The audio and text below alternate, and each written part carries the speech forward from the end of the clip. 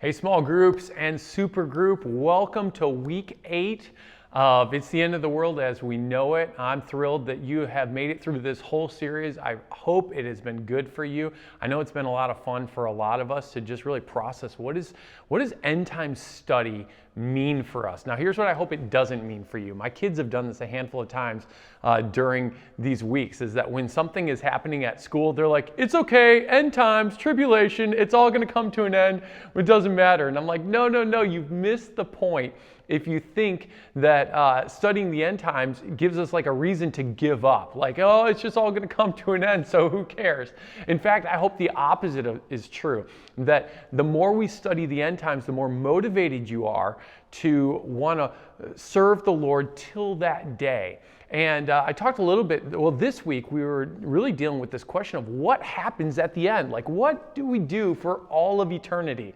And I asked this question kind of through this lens of how many people are working on, like right now in life, for retirement. Like that's their end goal, is retirement. I just want to make it to retirement. And what's heaven? Is heaven kind of like retirement, but just there versus here, and do like we hang out in our mansions, like having dinner at each other's houses, like, and it's just retirement? Or like, what in the world happens in heaven? And so that's what we talked about, and that it's not like it's not where we sit around and do nothing. In fact, in Revelation chapter 22 verse 3, it says this.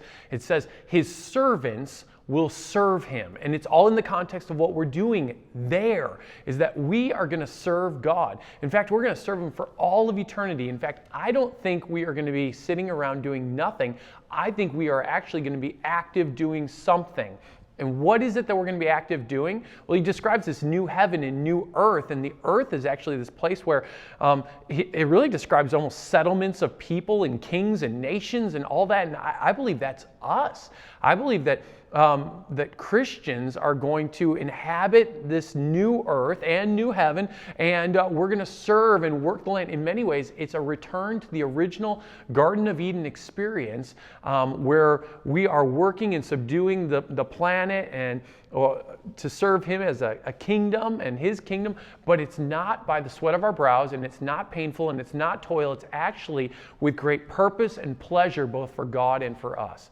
And so then the real question becomes, okay, what determines what in the world we do there? And I took us to this moment in history that all of us someday who are believers in Christ will experience, and it's a judgment. When sometimes we think of judgment, we think that's bad, but it's not a bad judgment, it's a good judgment. It's called the Bema Seat judgment. And at the Bema Seat, it's not where you receive something bad, you actually receive rewards. It's a reward-based judgment where God will look at what you've done and he'll reward us based on what we've done. And we looked at 1 Corinthians chapter 3, verses 10 through 15.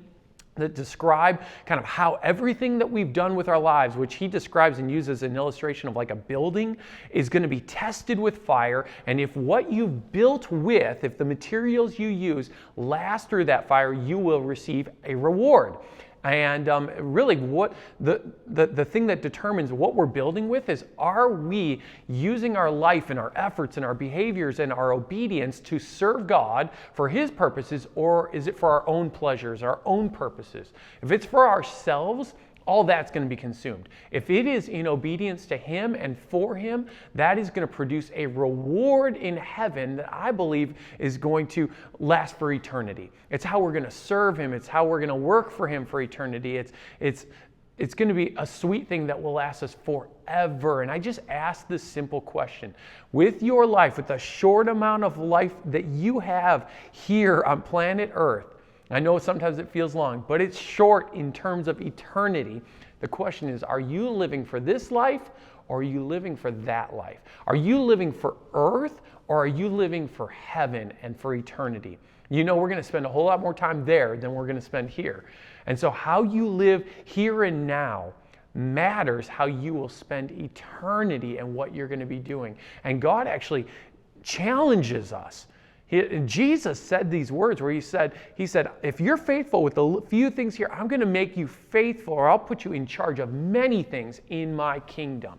And so it's an invitation. This is what he's calling us as Christ followers to do. Don't live for today. live for tomorrow, live for eternity specifically. And so as you kind of dive into some questions right now, I pray that how you live your life here and now is actually with eternity in mind. And I know it changes how I view everything. So I pray it changes how you view everything. Enjoy your conversations, and we'll see you guys next week.